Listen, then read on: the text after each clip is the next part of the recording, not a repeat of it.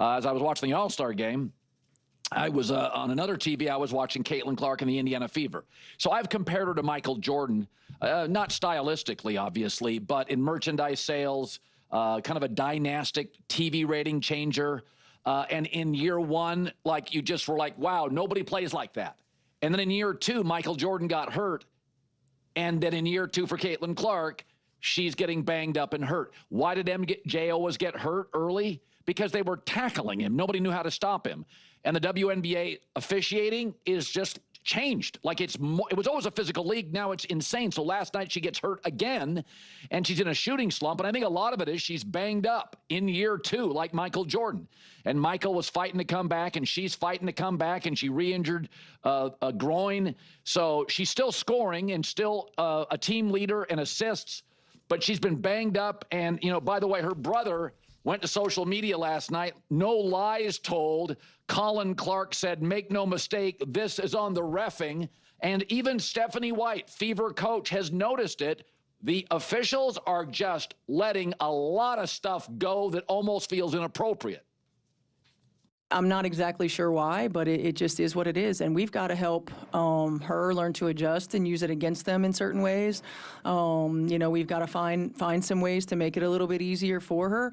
But the level of physicality overall in our league has been at a different level than it's been for a long time. And so she's probably hurt again. And again, it has an MJ feel. Rocket to the moon, year two, a lot of physicality allowed, injuries, nobody quite knows how to defend her. You know, the Pistons are picking on, the Celtics are picking on MJ, who's dropping 50, and Caitlin Clark now is alienating some of the players. And you know, Hollywood knows how to handle stars. There's a playbook. But I noticed this when Tiger Woods came to the PGA Tour at the first, or Caitlin Clark, a little turbulence. They don't quite have a playbook on how to do it. And I think that right now they need better officials. Right now, WNBA officials make less, according to the Washington Post, than college officials do. That's a problem. They're paying as little as $180 to WNBA officials. I'm sorry, the league's arrived. $450 minimum, $550, $650, $750 is what officials should be making. But what Caitlin Clark is she is a little bit like a black light in a hotel room where she's illuminating all the flaws. And you bring that black light in and, need another cleaning crew in the hotel room. So first she illuminated the executive level of the WNBA and their inability to market or kind of see around corners. Then she illuminated how second and third tier the WNBA travel was. And then she sort of provided a glimpse of the pettiness and the tribal nature of this league, which is still young. And, you know, also she kind of provided a glimpse, a black light on the women's Olympic basketball movement and how silly that was and behind the curve that was. So she's really providing glimpses of, you're seeing all of it in real time, is that she's saying, guys, let's get better fast. And she's almost like a stress test to a power grid. And we've got rolling blackouts in the WNBA. The league, the marketing, the players, the travel. Now we're seeing the officiating needs to be upgraded. So I don't want to be too punitive because the games are fun to watch when she's involved. Yeah. First off, we got to get this out of the way because that clip of Stephanie White was not the whole thing. There's a level of physicality that they're able to play with against her. I knew it as an opponent, and I see it as her coach. I'm not exactly sure why. That's the quote. Let's not just pretend like it's just that the WNBA as a whole is physical. There's an extra level of physicality, which I'm going to have to turn into a separate video. But it just is what it is. And we've got to help her learn to adjust and use it against them in certain ways. No, they don't. That's not the way this works. You don't get to be targeted. That's why I'm going to make this into a separate video. But I want to talk about what Colin had to say. Because Caitlin Clark is exposed. You know what's funny? When Caitlin Clark first entered the league, I kept saying she's inevitable. She's inevitable. Inevitable. Which obviously makes you think of Thanos. And it's kind of funny because Thanos was the villain. And what did he do at the heart of it? He exposed that the that the universe, there's a lot of bad going on in the universe. That there are a lot of people are suffering in the universe. Everyone thinks it's all, fun and games. Well, we get to go to different planets and this and that. And it's like, what at the core of it, what did he do? He exposed that there's a lot of issues over billions of light years away. And that's what Caitlin Clark is doing. She's inevitable, and she is exposing everything that is wrong with this league, like Colin highlighted here. The pettiness, the low quality of play, just the fact that so many of these games are bad. And these women, there's so many of them that are just not good. I know it hurts people's feelings. It's the reality. Be better then. It's not my fault you're not good enough. It's the officiating is bad. The way the league is run is bad. I mean, like, this is what Colin is saying. This is what Colin is saying. The Olympic team. I mean, it's just ridiculous. Imagine a league where these people have been screaming, look at us, how dare you not look at us? How dare you? This is so insulting. We've been doing this for 20 plus years. Do you know who we are? You're just prejudiced and you only care about men's sports. This is disgusting. How dare you?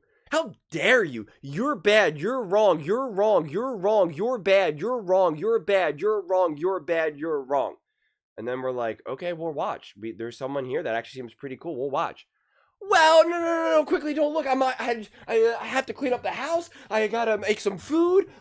Don't mind all the cobwebs everywhere, and the floor's disgusting, and everyone's really mean. Just not yet. Who are you here to see? Oh, you're here to see Caitlin Clark? Let's just push her down the stairs. What about all these other people that are here? No, but we came here to see Caitlin Clark. No, don't worry about her. But what about Asia Wilson? What about Angel Reese? What about Sabrina? What about you like Paige? You like Paige? I got Paige over here. She's pretty cool, right? You like Paige? What about Haley? There's all these other people. Come on. What about these people? It's just ridiculous. I feel like I've been welcomed into a haunted house, and a bad one at that. I mean, it's just so infuriating. I'm grateful that Colin is at least like saying the quiet part out loud. I mean, he's like, there's problems here. She's exposing the problem. Think about the example that he used. A black light in a hotel room. We all know what that means, okay? You use your own imagination for that one. It's disgusting. That's what it is. It's disgusting. When you use a black light in a hotel room, the only word you could say is disgusting. I'm sick to my stomach. I need a new room. I need to go to a new hotel. That's what Caitlin Clark is exposing with the WNBA. It is a joke. It is a joke. This is what I keep pleading with the WNBA. At the top of the show, Colin talked about how, he talks about baseball more, and he's talking about the WNBA more, and he says he uses the viewers as a guide. He's like, I see what you guys are watching, and that's what I'll talk about. And I wholeheartedly agree with that. I do that with my football channel on JWL Sports. And I'm always like, what teams do you guys want to talk about? What are the stories you want to talk about? That's the type of content that I want to make.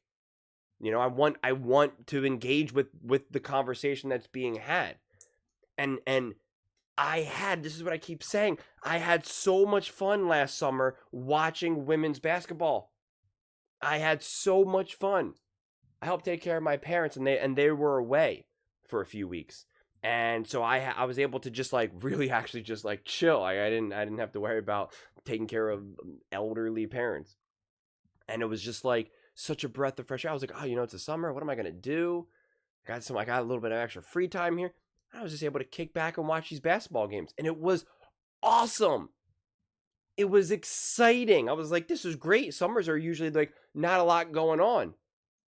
There's some baseball games that I can watch, but it's July. It's you got to wait for August and September for the games to really start to matter and get exciting. But I'm watching these basketball games. I'm like, this is interesting, and it's a different brand. It's a different product than the NBA too, which then doesn't make me feel like I'm just watching the NBA, but women now. It's like it's a different style of play. Now I was into it. And then it was funny, like as I'm watching, though, I'm told that I'm a bad person, that I'm a monster, that it's wrong for me to like Caitlin Clark, that I'm somehow a villain for consuming the product that you're putting in front of me and actually enjoying it and talking about it and making videos. I got news for you. Like when I make videos for this, like I'm contributing to the WNBA and the women's athletics like ecosystem. I'm helping contribute to it. I'm having conversations, making it part of the global conversation. I'm playing a part in that. I'm not acting like I'm playing a huge part in it, but it's like, you know, like this is what WNBA needs and wants, or at least they should want it. And then yet you just keep throwing Caitlin Clark down the stairs. I mean, even this quote, and this is why I'm going to make a separate video about it, really drives me crazy. It is what it is, and we've got to help her learn to adjust and use it against them in certain ways. And when she gave that answer, she was like kind of smiling and laughing a bit. And the only response should be absolute fury. Absolute fury. You think Steve Kerr would be laughing at that with Steph Curry? No. Do you think Coach K would be laughing? No. Do you think Phil Jackson would be laughing? No.